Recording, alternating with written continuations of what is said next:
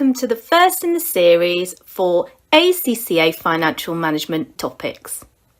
My name is Jo Tuffill and I've been teaching on ACCA courses for over 15 years.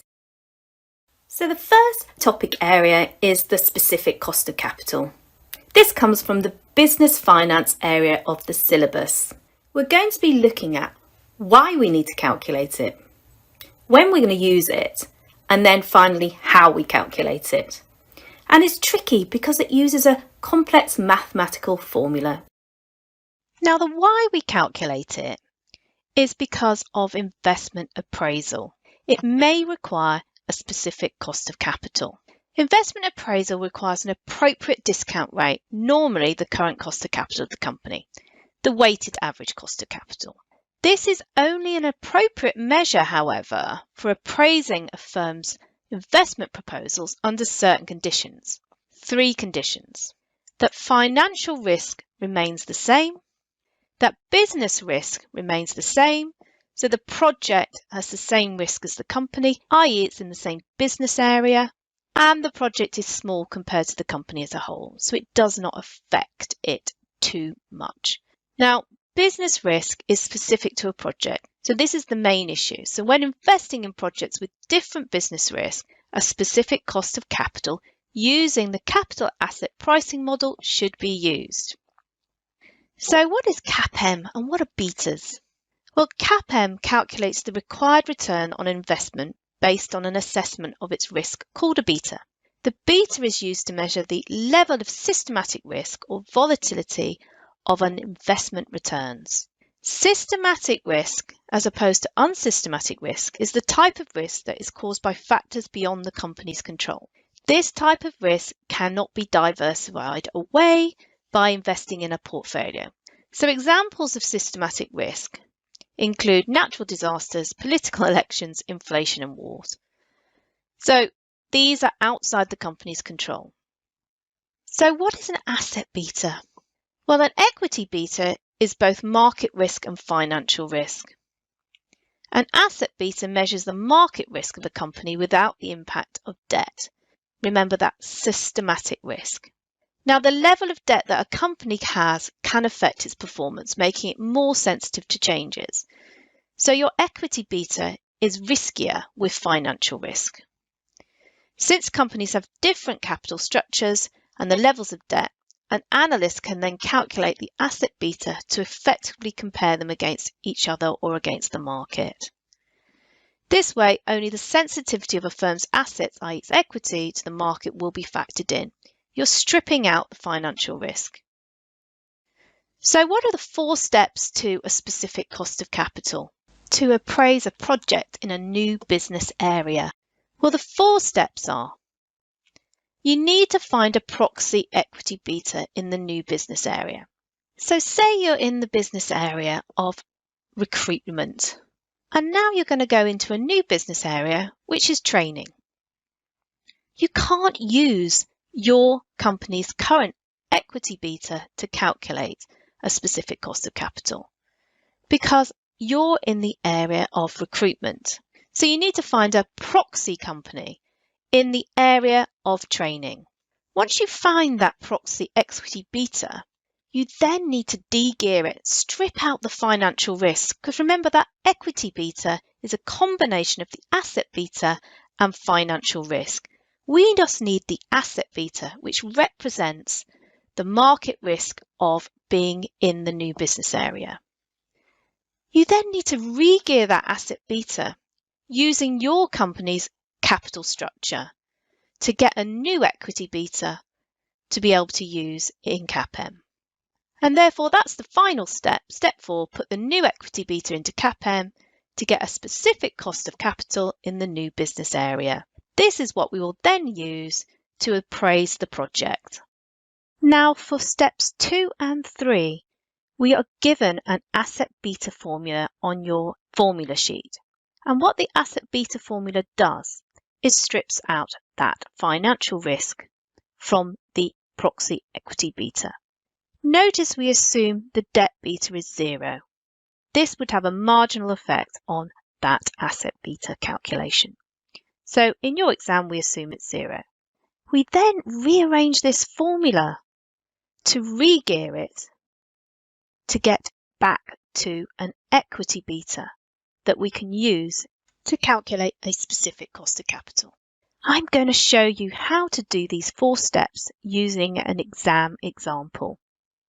So the exam standard example I'm going to use is called ZD Moore Company, and it's from the March-June 2021 sitting. I'll be showing you this on the practice platform. So here I am on the practice platform using this ZD Moore Company question to show you how to calculate a specific cost of capital. So the question says, using the capital asset pricing model, calculate ZD Moore Company's current cost of equity and a project-specific cost of equity suitable for the new venture. And then it says, referring to the calculations, comment briefly on the view of the commercial director. So first of all, let's look at the scenario. So ZD Moore is a listed company in the house construction industry. Over the past 5 years, results have been disappointing. The share price has fallen from 350 to 105 today. So our share price is 105.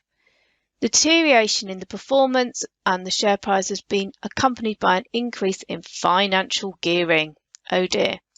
We have an extract here with the share capital retained earnings. Note that it says 0.50 per share nominal value. That's that par value. It's not 1, it's 50 cents. We've got 2 sets of long-term liabilities, which are a long-term debt, irredeemable loan notes, and a bank loan. Then it gives us some information about what the loan notes are quoted at, and then we've got some new information. But just before that, just check it's also got an equity beta of 2.3 for ZD Moore. Then to improve financial performance, the ZD Moore company is considering the construction of commercial properties. So it's moving from office blocks to industrial complexes. This is a new activity, so the risks involved would be different. Hence the reason we're calculating a project-specific discount rate. And the financial director wants that, but the commercial director does not believe it's necessary. We've got WCP is in construction projects, so that's going to be our proxy company. They've got an equity beta of 1.25. And then they've told us what their current capital structure is. They've got ordinary shares and they've also got loan notes. They don't have a bank loan. And then right at the bottom, both companies pay tax at 20%, the risk-free rate is 4%, and the expected return on the market, that's RM, is 10%. So we have everything we need. This now is important to lay things out so it's quick and easy for you to do these calculations. So first of all, reread the requirement. It says, using the capital asset pricing model, calculate ZD Moore's current cost of equity and a project-specific cost of equity suitable for the new venture. Okay, so the first requirement is the current cost of equity. So first we've got to find the current. Okay, so let's put the information in that we need and then we can have a go at referencing. So what I've done is a table. I've got Z company stuff and the proxy company stuff, and then I'm going to use those. So ZD Moore company's equity beta is 2.3. You can see that in the scenario just here. Then we've got a proxy company was 1.25. Now we need the market values, okay, to do this specific cost of capital. So these are market values. So when you do them, do it in the cell, all right? Do it in the cell. Do not write out what you're doing because the marker can see, but you do need to do your workings in the cell, okay? Don't just put a figure there because if it's wrong, they can't help. Focus on doing the workings in the cell and then you will be clearly marked if there's any own figure rules marks to follow through. So first of all, the current cost of equity I'm going to calculate here. So again, I'm just going to use CAPM in the cells. So CAPM, we can look at our formula sheet, is RF, the risk-free rate, plus the beta with RM, the market rate, minus the RF. do not write that out because they know the formula. So do it all in the cell, and therefore it's going to be equals the risk-free rate of 4 plus the beta, pick Z company's beta, times by, open brackets, the 10 minus the 4. So notice I've done my workings, I've clearly labelled it, I've referenced the 2.3 and it's all done in the cell and it's 17.8%. So you can make that, let them know it's a percentage and therefore highlight that you've done the first requirement, which is the current cost of equity. Right, then we've got to calculate a project-specific cost of equity. And so there's 3 steps to this one. There's finding the proxy and you de-gear. So you can write this out so it's clear what you're doing. Then you've got to re-gear to Z company, gearing, and then you've got to use CAPM. But again, I am going to reference all these cells when I do them. So let's work out the market values of their equity and their debt. So Z company has 40 million nominal value shares in issue, not the number of shares. So we need to take that 40 million nominal value, divide by the par value, and then times by the current share price. Now the current share price is 105. So therefore, the market value is 84. The market can see the workings are there. So if I make any slips, they can then understand whether they're going to still give me half a mark or not. All right. But at least I've shown the workings if I have made a slip. The loan notes also need valuing. So we've got 250 million nominal value and they've got $100 nominal value per loan note. So it's 250 divided by 100 and now we need the price and they're 65. So 162.5. The loan is not traded, so we just take the nominal value at 20. So the market value of debt needs to be the addition of these two. And therefore that is our market value of debt. Now for the proxy company, we need to go down to the bottom paragraph and it says they have 100 million nominal value ordinary shares in issue, 260 per $1. So it's going to be 100 million, let's just do it properly, divided by 1 times by 260. And the loan notes are 110 nominal value of loan notes in issue, quoted at 96 per 100. So again, it's 110 divided by 100 times by 96. They don't have a loan. So the market value is simply of debt, the loan note value. We're now ready to do the de-gear. Now, the key here is to first of all do the fraction, as I call it, first, and then times the fraction to get the beta A. So you'll times the fraction by the proxy beta E to get the beta A. What do I mean by the fraction? Well, let's have a look at the formula sheet again. So what I mean by the fraction, remember we cross out the debt portion of the asset beta formula and we're just using the equity portion, shall we say. So it's the value of equity over the value of equity plus the value of debt 1 minus t. Right, that is the fraction I want. And then I'm going to times that fraction by the beta E to get the beta A.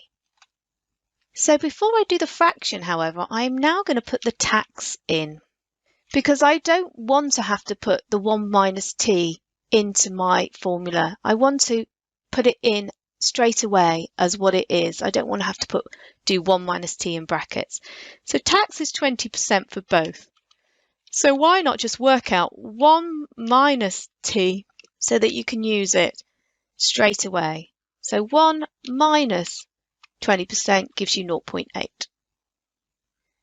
So it's going to be the value of equity using the proxy, don't forget, divided by, open brackets, the value of equity again, plus the value of debt times 1 minus t.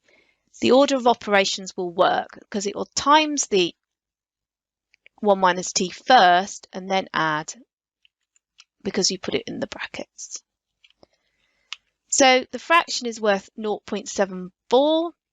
We now need to times that fraction by the proxy beta to get the asset beta of 0.943. Now we need to regear. So again, we're going to use the fraction again. This time we reverse the fraction. So you put the top on the bottom. So let me call up the formula sheet again. So as I've taught you, you need to put the bottom on the top and the top on the bottom and then swap round the betas. So we now need the equity beta. So it's going to be the equity beta with the value of equity plus the value of debt over the value of equity times by the asset beta. So I'm going to do the fraction now, and remember I'm using Z companies. So it's going to be open brackets now, value of equity plus the value of debt, including that loan, times by 1 minus t, close brackets, divided by the value of equity again. Now I get the beta E, and the beta E is now that fraction times by the beta A, and it comes out as 2.5832. Finally, I can now use CAPM. So now I need a specific cost of equity, which I'm going to label so the examiner knows. I could actually copy this down and then just change a figure. So copy this down. As you can see, I've now got the same figures as before, but I just need to reference. So I need to change this reference here to be the new equity beta, this one. And that should automatically change it to be what I need. Let's now put it to 2 decimal places so it looks better. So the specific cost of equity is 19.5. Therefore, we've done the current cost and the specific cost. And now we just need to finish up by doing part 2, which is referring to your calculations above. Comment briefly on the view of the commercial director. Well, let's remind ourselves what the scenario said. It says the financial director has proposed that a project-specific discount rate should be used, but the commercial director does not believe this is necessary. Okay, well, if we use the current one of 17.8, it's much lower than the new one for the new business area of 19.5. So that's a comment you need to make. So therefore, the new area is riskier than our current offer. And if we were to use our old cost of equity to appraise the new business area, we may overstate the new venture's net present value because we're discounting at a lower rate than we should be, and therefore incorrect decision making will be made potentially. So those are the comments you need to make. So I've written that out for you because it is 2 marks. So the new project specific cost of capital is higher, indicating the new venture is riskier and shareholders want higher compensation for the risk. Praising the new venture using the current cost of equity as the commercial director wants, referring to the question, would mean an overstatement of NPV and lead to an potential incorrect decision. Notice I've got spelling and grammar mistakes, but they do not matter, as normal. So that's the end of part A of that question, Zeddemore Company. Well done for completing this short video on topic specific cost of capital.